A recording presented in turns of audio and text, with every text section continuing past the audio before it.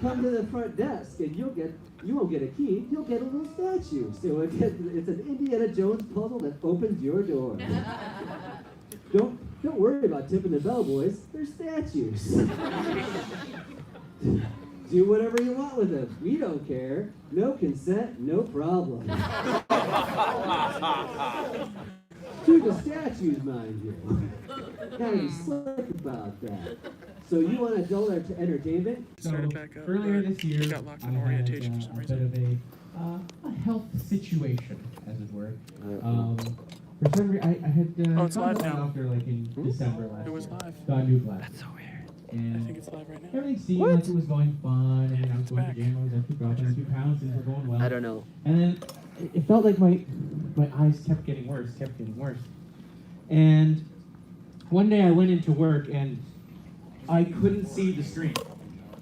Like, the screen, I had to take my glasses off, and it was like right, I had to like look at the screen like right here in order to read anything at work. Is that what's And it going was on? really Okay. freaking me out, so I called them, I'm like, hey, can I get in tomorrow? Because I can't see at work. This is a real weird situation. And I thought it was the glasses, I thought that's all it was. Now it's upside down. Go into the eye doctor literally Figuring it 8 out. a.m. the next day. And they're like, so we don't see anything physically wrong with your eyes, but your vision has changed by 20% since December. And this was in April. I'm like, oh, but it's not my actual eyes. They're like, well, it's your eyes, but it's not your, like, a physical problem. There's probably something more. We need you to go to the doctor. We want you to either go to the ER or go to your regular doctor, like, not like a week from now, today. So I called my doctor up at the U of M.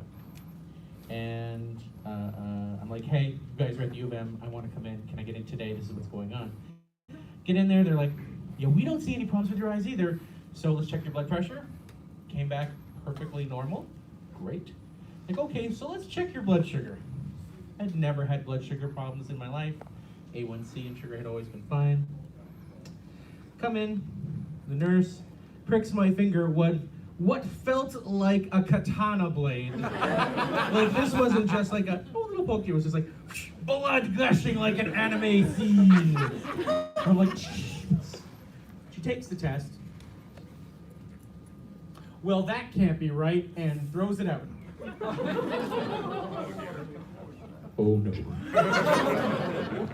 So we do it again. Luckily, I'm still bleeding. She does the second test.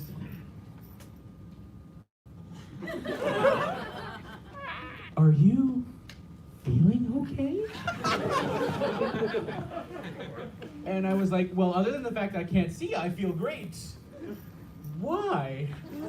She's like,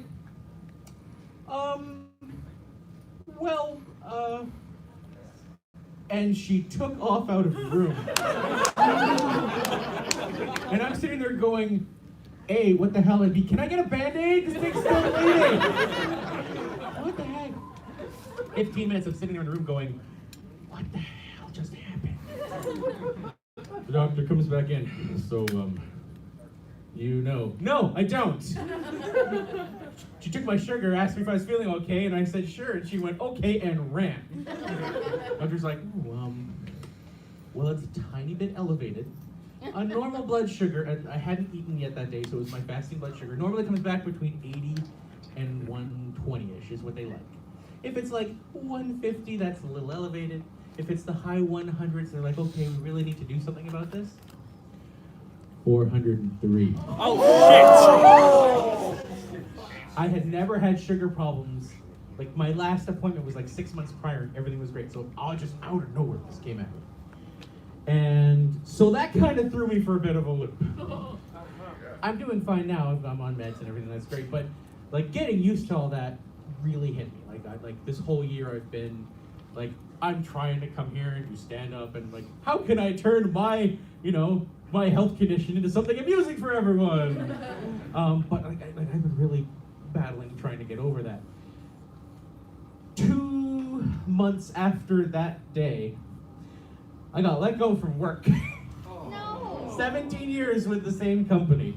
And they were like, we're letting you go. So it's been a rough year. I do have a new job now, everything's great, but that whole summer, 2 months I was hiding from the government every day. I thought I was gonna get deported. Like, I'm Canadian, I'm working under a work permit. I'm like, I lost my job. I'm like, if I go out of the house, they'll find me. I'm like, I have a job interview. Can I leave? Can I do it by phone? So but everything's going good now. Everything's going good. But because of all that, I'm kind of like half stuck in all my material. So I kind of have some half-formed stuff that I'm going to be doing for you tonight. It's like, this is all stuff I was working on that yay, this was good. And then depression. And like I said, doing good now. But I've been working on a few. I know some people like my my singing material. So I thought, let's see. I'm actually, I don't know, who here is a fan of the Bare Naked Ladies? Yes. Bare Naked Ladies? Do you know the song Jane? Jane decided, you know that one? So being a Star Trek fan, I decided to turn it into Janeway. Yes. So this is, I'm hoping to get this up. I only have, like I said, part of it done. I'm still working on it. But I'll give you a little taste of what's coming soon. She's captain in Starfleet, Catherine Janeway. She has a coffee black to start her day. It wasn't long before aliens got her. She wore many different styles of hair. Janeway decided saving the Okampa was her plan. Janeway decided Maquis and Starfleet will work hand in hand. Janeway, Janeway, come on. So that's what I'm working on.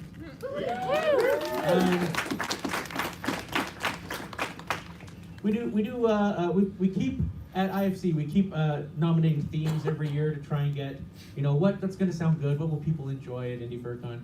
And we always get an Enchantment Under the Sea, gets in there every time to the top 5. I'm like, like an Enchantment Under the Sea, that'd be kind of cool. Never makes it to the final, it always gets top 5, it never gets past that.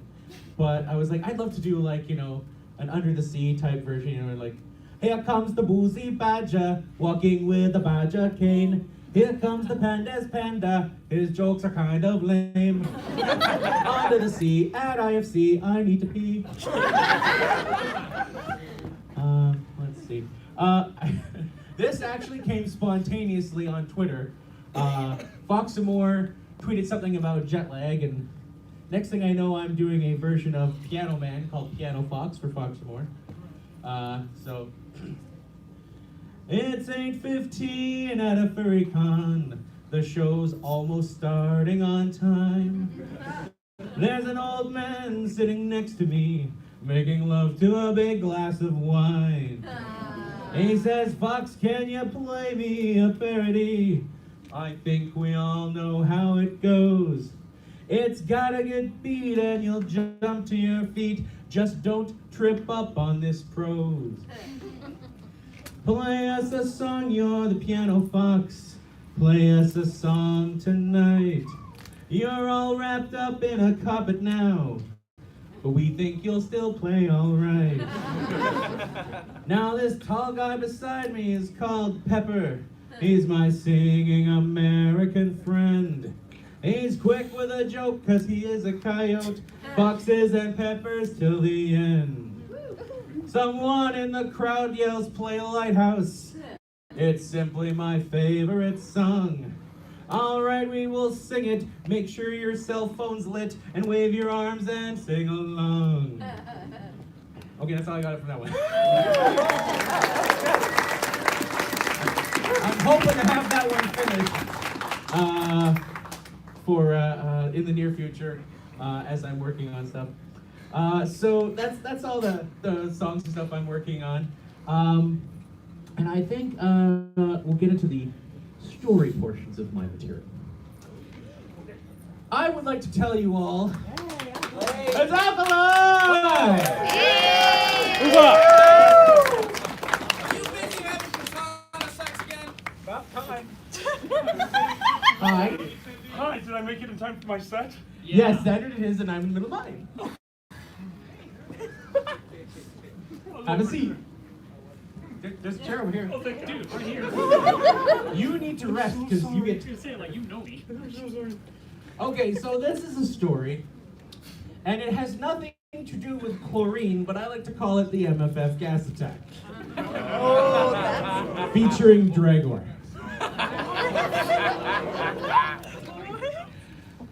So this was, I want to say, 2 years ago here at MFF. And he and I had been up at a room party on the top floor. And we go in to get at the elevator to go down.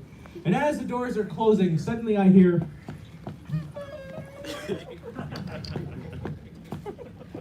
And he just looks at me. And then looks away. And as the elevator starts to descend, it hits me. The most nauseating, obnoxious odor ever to have affected my sense of smell. We were on the 9th floor. We had to get down to the lobby. Hopefully we'll make it there in one quick, nope. The very next floor. 2 people walk in, and as they walk in, it of course pushes the air and circulates it higher up to get more of the mixing of gases. And as the doors close, we already know what's coming. We hear it from them. Oh God! Dragon and I at the back, covering our faces, we're like, okay, just 6 more. 2 large fursuiters push their way in. Of course, increasing not only the sense of heat, but also humidity in the small elevator. Oh God. Can't be much longer. Between that floor and the next, it finally penetrates through the fursuiter's breathing apparatus. And we can hear muffled, ding, next floor. Someone walks in, turns around, and as the doors start to close, we hear, oh! And he jumps out of the elevator.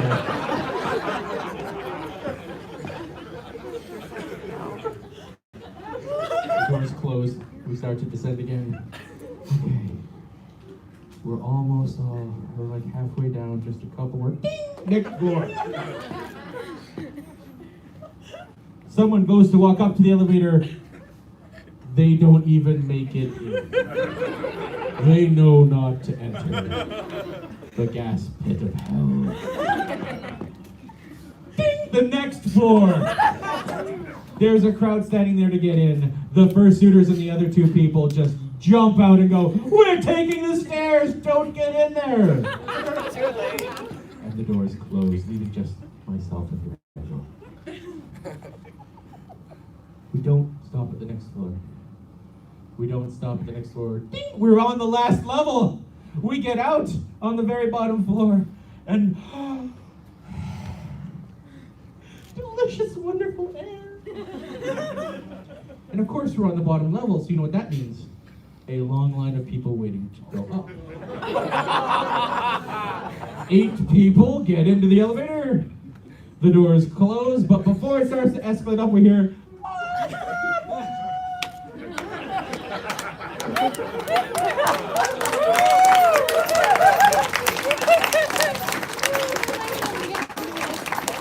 I'm trying not to laugh. I look to my left, Dragor is crying and laughing simultaneously. And he just goes, that was you, right?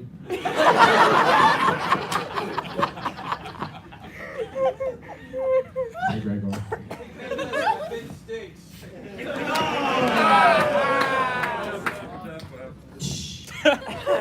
Alrighty, so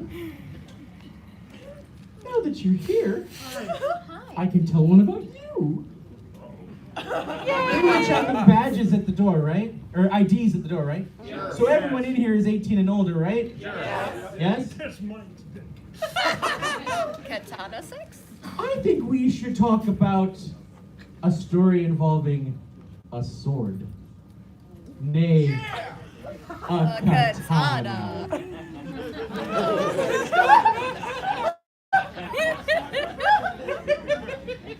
This is not so much a story as a verbatim text sent to me by Alkali. Again, had this convention about 2 years ago. Damn. You know not to send me shit I can use. So does that mean that he's not allowed to send you anything then? Does that mean that he's not allowed to send you anything then? He can send me anything, knowing in full disclosure I might use it. Sounds about right. I am under the same assumption, which is why I only send him stuff that I know is clean and wonderful and, you know, very Canadian. And then in person, oh, I tell him the real stories. He's heard the real stories, he's never seen the real stories. He doesn't learn, though. Jesus Christ, dude. You won't believe it. The craziest thing just happened. I just left Who's Line With You and got back to my room. Took off my jacket and my top hat, and there was a knock at my door. I was like, I just want to relax. I don't want visitors. What the hell? I go over, assuming to send the person away. And I look through, and there he is. Hottie McFuckme. That's not his real name, but that's what I call him. The hottest, amazing twink I've ever seen in my entire life. I was like, I'll make time for him. I opened the door to say, hello, how are you doing? But all we had to do was lock eyes. And we knew what was about to happen. Somehow, this person, weighing half my weight and 1.5 feet shorter than me, picked me up and football carried me across the hotel room and threw me on the bed. I fucking hate you so much. As I heard the latch on the door go click, it was then he drew his mighty weapon. I mean that literally. He drew a katana off his back. A katana. A fucking katana. And he just laid it gently on my chest and went.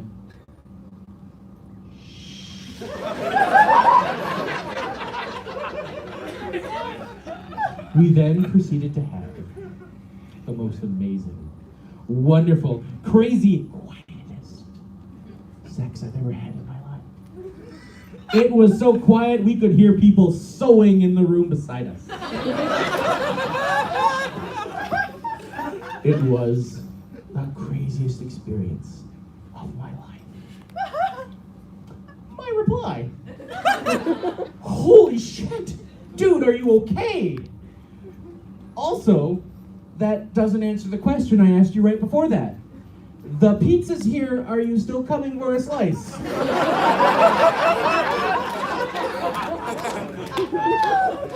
To which he replied, of course it does. A, I just had crazy wild katana sex. I'm hungry. And B,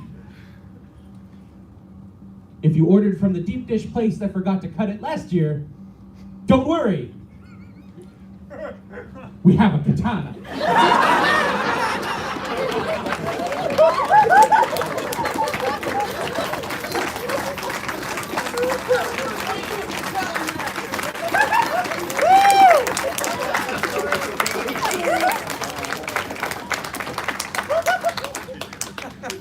You know, I can't think of a better place to end the event. So I believe I'll bring him up if We're good. No, we're good because we have to get over to that's right, we have Dragon Show right after this, so we're gonna be cutting this at a hard 50 minutes today. 50-55, yes. Yeah. So ladies and gentlemen, thank you very much and give a round of applause for the one, the only,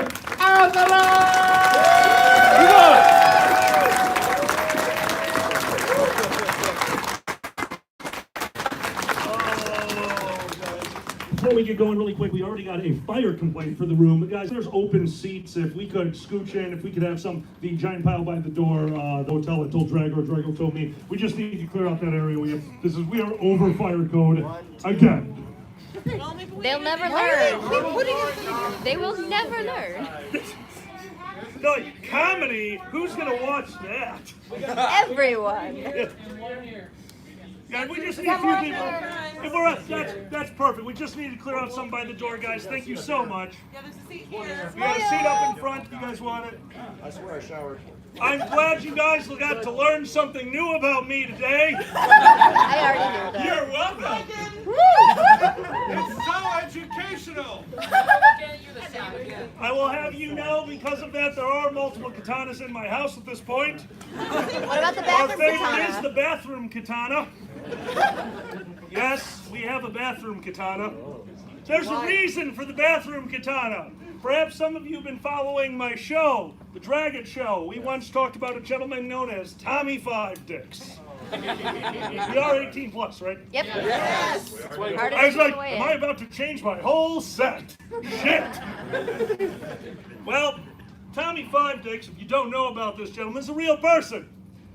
Stories about him are true except for this one. Because Tommy Five Dicks has a bathroom katana. You see, I had given him a katana. We used to play Nero, and we used to give each other Christmas, birthday gifts, and I saw something I think he'd really like. He's really into the genre. I thought he'd enjoy it, so I got him a katana. When I visited him, found it in the bathroom. Leaning against the wall, holding toilet paper. It was sheathed. It's not dangerous, but it's just sword toilet paper. Dude, he's like, hey, where are you most vulnerable?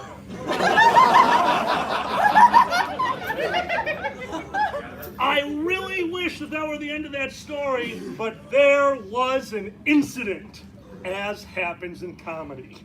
Oh dear. For you see, Tommy Five Dicks, he does the same thing I do. He works nights. So here he was, in the middle of the day, in a part of Columbus, Ohio that isn't exactly where you want to be living. And while he is sleeping in bed, he hears a shattering noise coming from his kitchen. And he sits up and he realizes, I need the bathroom katana. What he forgot to do is put on any semblance of clothes. Tommy Five Dicks is less than about 5'6", 5'7". He weighs $110. He's a skinny, scrawny gentleman. But if you are robbing a house and a nude super twink walks to the top of the stairs and assumes the Kill Bill stance, 2 weapons drawn, one of them a little bit more flimsy than the other, but you're noticing it was less flimsy when they started. The gentleman ran from the house. Now, if you've ever been in a situation where your life feels threatened, you should know that the adrenaline that pumps through your system is one of the greatest drugs out there.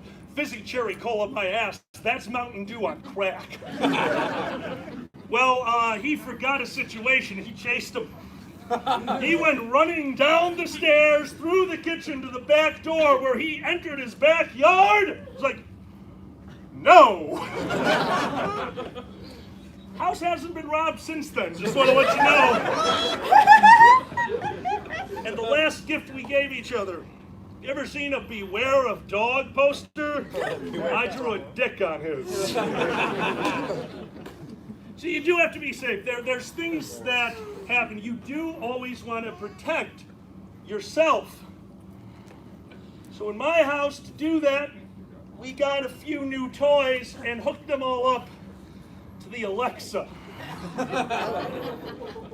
The glorious, spiteful Alexa. Spiteful, huh? Well, the Alexa has the tendency to hear things wrong in my house. Now, you guys know Xander. He was up here earlier. And by the way, we both know this story and we haven't discussed who's telling it, so if he told this, please stop me.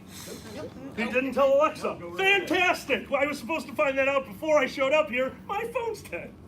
I'm going for it. Who cares?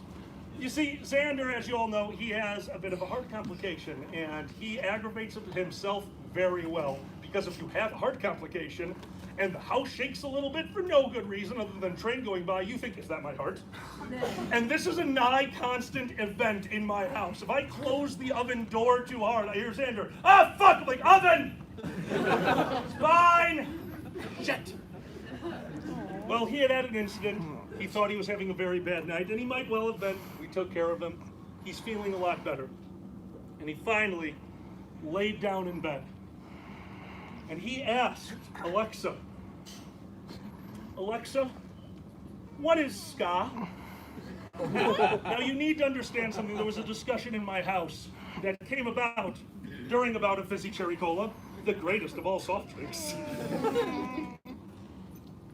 And Xander had an argument with our musician roommate because Xander was high as shit. And the words that came out of his mouth is, ska is horns. I couldn't argue this.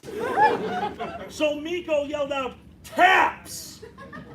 That's a valid point. Xander goes, nope, ska. Like, taps is ska, yep. So we have a ska station on our Alexa that has nothing but old horn marching music just to piss off Miko. But that night it had come up and Xander asked our Alexa, Alexa, what is ska? There is a recording of this. If you would like to hear it, find me and Xander when we are not rushing off to a panel. Boom, boom. Cardiac arrest. Cardiac arrest is the event. The room went dead silent. We have been worried all night about his heart. He just asked what ska is, and Alexa is describing cardiac arrest. And in the softest, meekest voice I have ever seen the love of my life use, he says, this is how I died. You have my epitaph. Remember me. Which I can tell. I can tell you the story about the time my mate almost died because my mate almost killed me. Because we're stupid. You've seen us at these conventions. We get a little busy. It happens. We wake up in the morning a little bit earlier than we would like. We run out there, we do panels. We have fun with you guys. We go drinking with you guys. We have the time of our lives. Well, this night, we had had the time of our lives and went back to the room.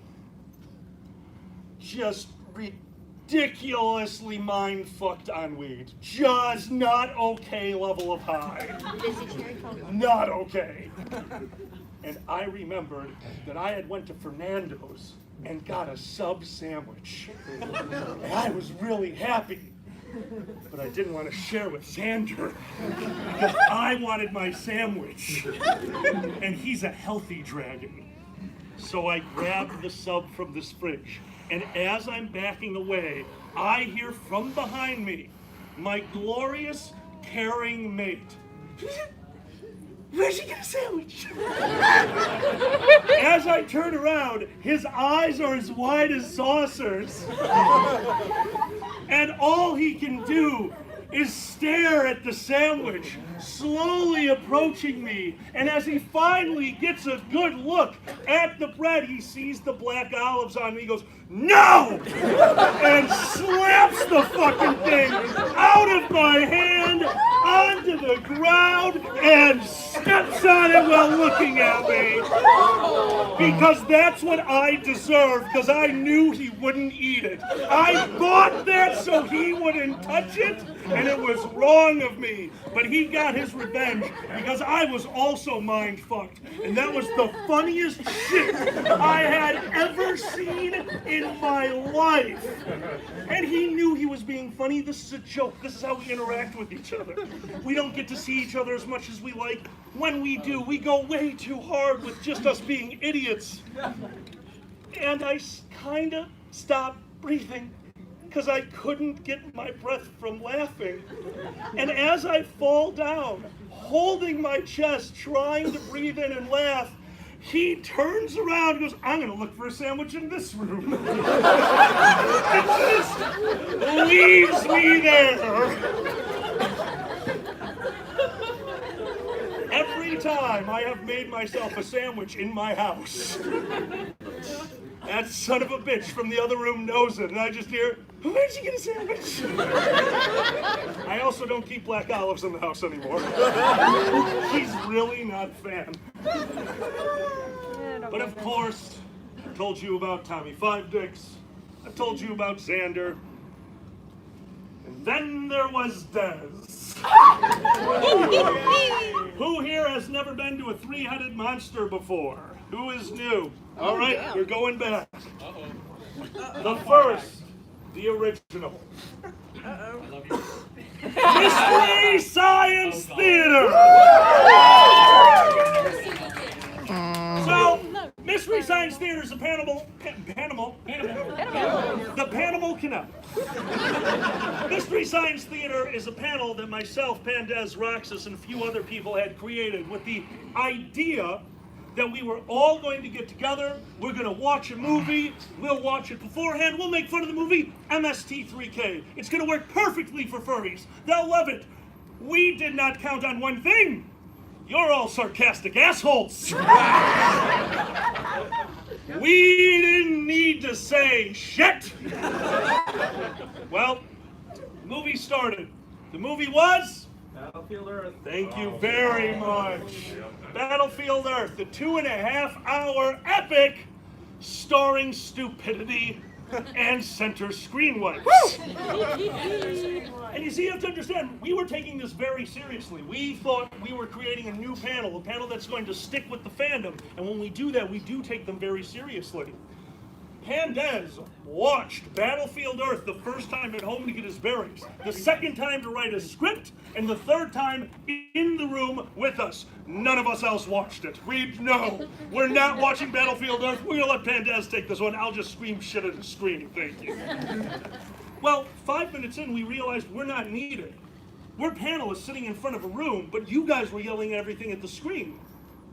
Roxas had a bottle of, what's it called, ice? Vanilla vodka. Vanilla vodka. That was yours. You had the I had peppermint. vanilla rum, he had vanilla vodka. Okay.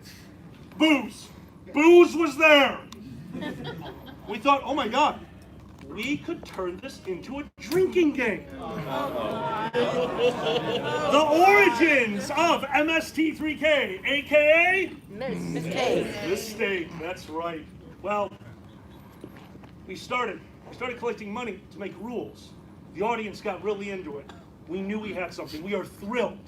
If you ever have a panel, if you ever have a chance to pitch a new panel, to run a new panel at a FurCon, do it.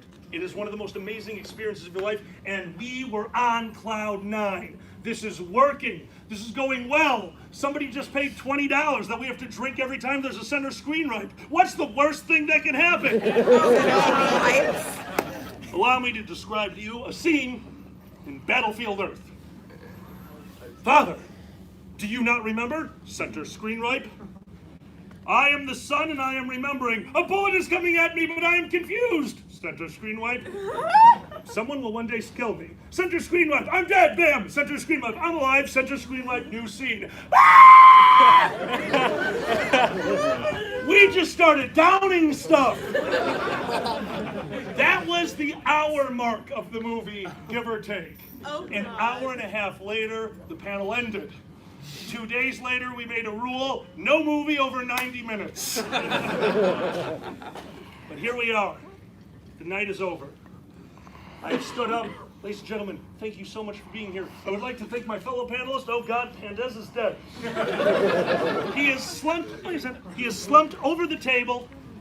He's not moving much, but he's breathing, so we can be calm. Everyone, if you wouldn't mind, and we slowly cleared the room, keeping some security there, keeping a few people behind, people we knew, people we trusted. Our friend has consumed too much. We need to get him back to his room. And this son of a bitch made that a little difficult, didn't you, asshole? Because as we start to stand him up from the chair, as we have our arms underneath him, lifting him up, he throws us aside. Wait a minute. Cher, you were so great. You supported me like no man ever would. You got 4 legs like a dog. That's cool. I love you, chair. I farted in you twice. You didn't say shit. We finally get him up. He takes a little bit of a topple, puts his hands down on the table. We thought that he was falling. Nope. Table! Table, you held our booze. This tablecloth is soft. I love it. Table, you just... You got 4 legs too, and I bet you in the chair fucking I farted on your mate, man. This is happening. We have a saying, it's not happening with you, it's happening to you. And that is what's happening to us. We get him to the door of the room. He locks his hands on the door frame. Door, you kept the riffraff out. Oh, fuck! We have him in the hallway. He is thinking potted plants, wallpaper, but the problem was we weren't alone in the hotel. Because along with this, he was thanking people for being at his con. People who were obviously not part of our con. And they were very polite. You're welcome. We get him all the way over to the elevator. We get inside. He slams his hand into, I think it was the 7th floor. He's like, I haven't seen anyone go to 7. We love you, 7. Like, oh my God. We get everyone out of the elevator. Finally, he's up on his floor. The door's open. He's stumbling towards his room. And he went Super Saiyan. Because earlier, he had pushed us away to thank the table, the chair, the door frame, the wall. But now he needed his space. Fire alarm? The 2 of us who were still there, eyes went wide. And we made a motion towards him, but he was like quick, like a really rabid fox. Fire alarm? I love you so much. Even I'm not that stupid, and just fell into his room. To this day, there are 2 things that I will always remember about Pandez. 1, he is the kindest person because he thanked everything in that hotel. And 2, if I have access to a camera and vanilla rum, I have a sitcom.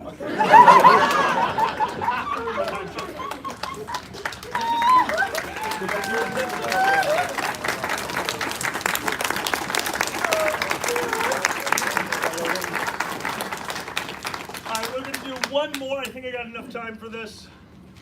I have trouble relaxing. If you haven't noticed, some people come up to me at these conventions like, oh, we wish you had to run. And don't get me wrong, I do want to sit down at the bar and have a drink with you. I have a problem with relaxing. I like to be doing things. I like going from panel to panel. And this is never more truer than when I am at home. When I want to sit and relax, I need to find something to occupy my time. And that thing is City Skylines. Yes!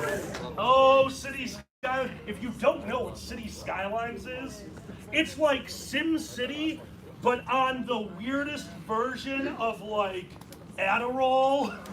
Like you need to laser focus on, you can change taxes for everyone down to a single house if you have the right mod. Or just send the mob in. You just use whatever word I come up with, that's what's in the story. Fuck it. Well, I downloaded a few modules for this game because I was having a problem. My city had grown gigantic. I loved it. And when the city gets that big, you need to laser focus on your problems. And mine, as always, was traffic. I'm sitting there. I'm zooming in on these cars. I'm following them around the city to try to figure out traffic patterns. This is how I relax. It's not okay. Xander doesn't let me keep Twinkies in the office anymore. Precious, then there won't be any Twinkies in the office. They'll be in the toilet. Well, I downloaded an asset manager. I downloaded something to help me with traffic. It made it more realistic. Cars started using all 4 lanes. A car that wanted to turn right would be in the far right lane. However, another car that didn't might not be in that right lane. It was really helping out traffic. But in there was a toggle. Just a little toggle switch. And all that switch said was, realistic bad drivers and a percentage. Okay, I turned it on and I put it up to its max, 5%. Oh, And I started noticing something. I would hear squealing in the town. I would be looking around, I'd just see a car just going back the wrong way down a road, other cars exploding. I'm like, and it was very amusing, don't get me wrong. I loved the module, I had a lot of fun with it for a while, but I like my game. I left it on, but I like my game. Well, I found out that one of the problems I was having with the town is that everyone moved in at the same time. When everyone moves in at the same time, they move in at the same age. And they all die on the same goddamn day! Because they're wearing a watch like, up, one moment, bam! And now my hearses have to take care of them. And I did not know this when I started the game. I did not know until I followed a hearse. I zoomed in on the hearse and I started watching its traffic pattern, what it was doing to traffic. What I found out was hearses and city skylines are magical. The driver, the hearse hops into existence from a crematorium. It leaves, it goes to the first house, and it gets the body. It pulls up outside the house, blocking traffic. It grabs the body, puts it in the hearse. And now I thought, all right, how's it going to get back? It's going farther away. Why? Because it went to pick up another body. I love this! I am on cloud nine just imagining little Timmy standing outside with Dad going like, oh, is Grandma gonna be okay? No, little Timmy, get the KY. She's the 5th pickup today. Wham! Just the pile of bodies. Well, this to me was outstanding. I thought it was the funniest damn thing. So I keep playing the game. Now that I have this information, I can change traffic patterns. I understand the game more. I start moving crematoriums. I put them in their own location. And to make sure I did it right, I find another hearse. And as it populates, 5%. By drivers. The hearse has a bad driver.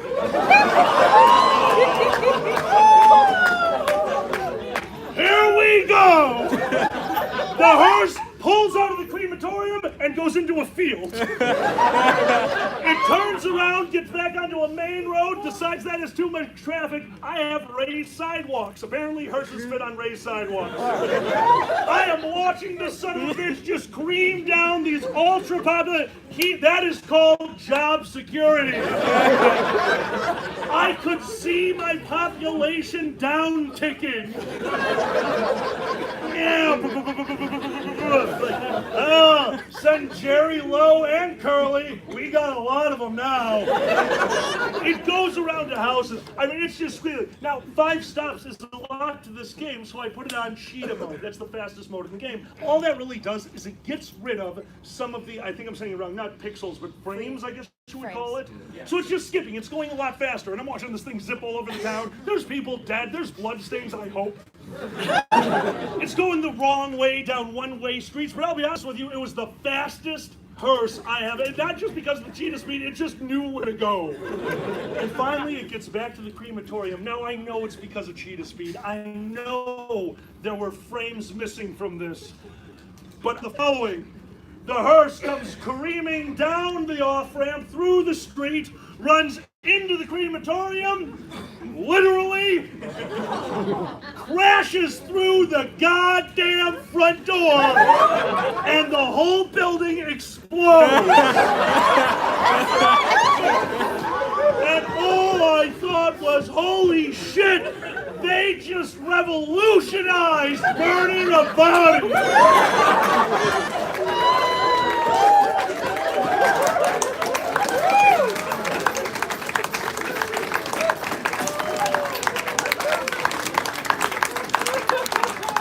So if you're interested in an investment opportunity, I am opening in a mortuary next month. It's called Kill 'em and Grow 'em. Guys, my name's Alkali. Sand in the Blue is coming through the back. We've got pandas over here. We are the 3-headed monster. We're going to be running over to the Dragon Show right now. That's in Rosemont. Guys, thank you very much for being here, and good night.